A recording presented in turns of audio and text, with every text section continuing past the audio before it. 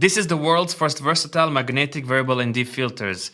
Let's check them out. Quick disclaimer, FREEWELL sent me these filters completely for free for a video review, but this video is not sponsored. Why you might need ND filters? If you want to achieve the most natural amount of motion blur in the videos in super bright conditions, you definitely need ND filters. Now, how you achieve the most natural amount of motion blur is simply putting the shutter speed double the frame rate. If you're shooting 24 frames per second, you're gonna put the shutter speed 1/48, 30 frames per second 1/60, and so on and so forth. Now, if you're going to put the shutter speed double the frame rate in super bright conditions, like in the middle of the day outside, without using an ND filter, your photo is going to be pretty much overexposed. So that's why you need to use an ND filter to bring down the exposure that's coming through your lens to your camera. Now, what makes variable ND filters so special compared to fixed ND filters? With variable ND filters, you'll be able to change the exposure much quicker than with fixed ND filters. So just going to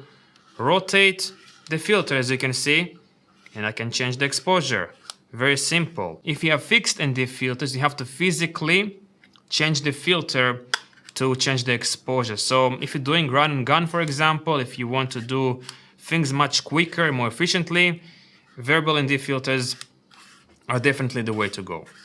All right, now this is what you're going to get inside the FREEWELL magnetic variable ND filter package. You're going to get a hard case to protect your filters. As you can see, it feels very sturdy. You're going to get 2 base filters, 2 variable ND filters, 1 base ring to attach to your camera, and also 1 lens cap. All this will cost you $300 for the first 1,000 buyers. Then the next 1,000 buyers, it will cost you $350.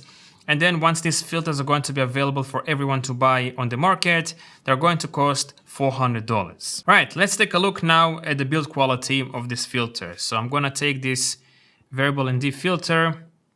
This is the 6 to 9 stops of ND, and everything here is built completely out of aluminum, feels super high quality, and all of these filters obviously are magnetic. So as you can see, everything slaps on magnetically here.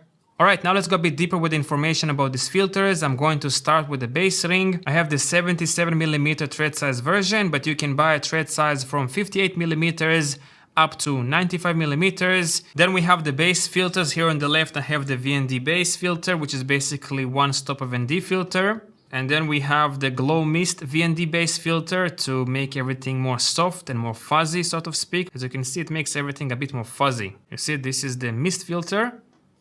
Everything looks more soft. And with the ND filter, it's more sharp. And the reason these filters are called the base filters is because you're going to attach them to the base ring magnetically, obviously. You're going to align the logo with the logo here and just simply put them. And the next filters are the variable ND filters. We have 2 to 5 stops of ND, and then we have 6 to 9 stops of ND. And the way that you're going to use one of these variable ND filters is very simple. You're going to take the base ring, attach it to your lens.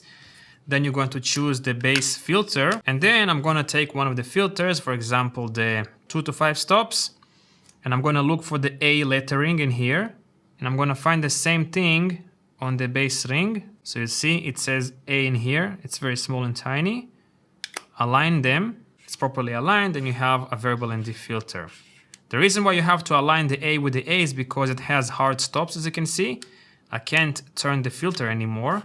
That's designed to avoid vignetting as much as possible, and also to avoid crosses, X's in the middle of the footage. If you're going to flip these filters upside down, they're going to become totally different filters. So the 6 to 9 stops is going to become ND32 CPL, and the 2 to 5 stops is going to become a normal CPL filter. Now, if you want to use the CPL filter or the ND32 CPL filter, all you have to do is to take again the base ring without having the base filter inside and just magnetically attach it with the logo facing upward. Let me bring my phone. So this is my phone, and as you can see, if I'm going to turn it around, it's acting like a CPL filter.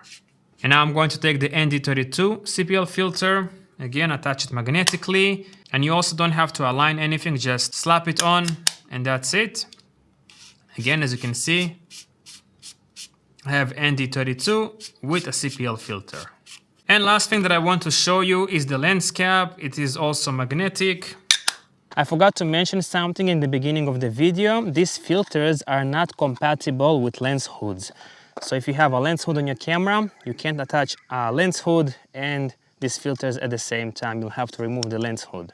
Alright, so right now I am filming without using any ND filter. My shutter speed is set to 5000, aperture is set to f2.8, and ISO is set to 640 because I'm shooting in f-log, and my white balance is set to 6000 Kelvin because now it's the sunset time. And as you can see, there is no vignetting pretty much anywhere in this frame. And by the way, my lens is also set to 16 millimeters. It's an APS-C camera. On full frame, it will be around 24 millimeters. So now let me mount the ND filters from FREEWELL. I'm going to mount the 6 to 9 stops ND filter, and let's see if there is any vignetting when using the ND filter or not. And right now I'm filming with the ND filter. I'm using the 6 to 9 stops. Do you see any vignetting in the corners here?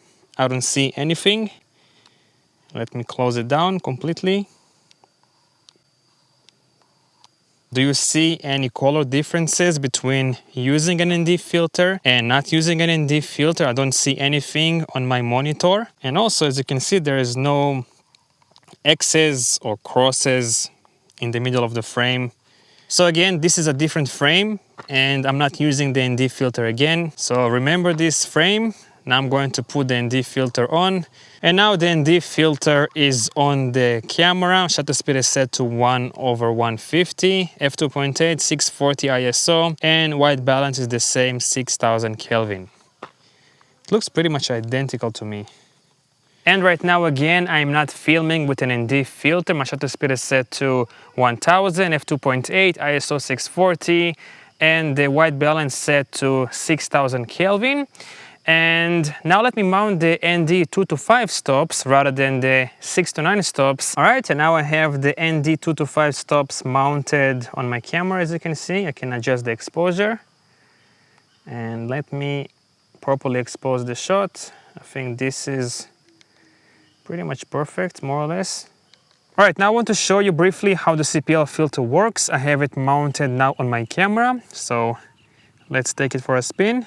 As you can see, it's getting rid of reflections. This is how it looks without the CPL filter. So this is no CPL filter at all, nothing.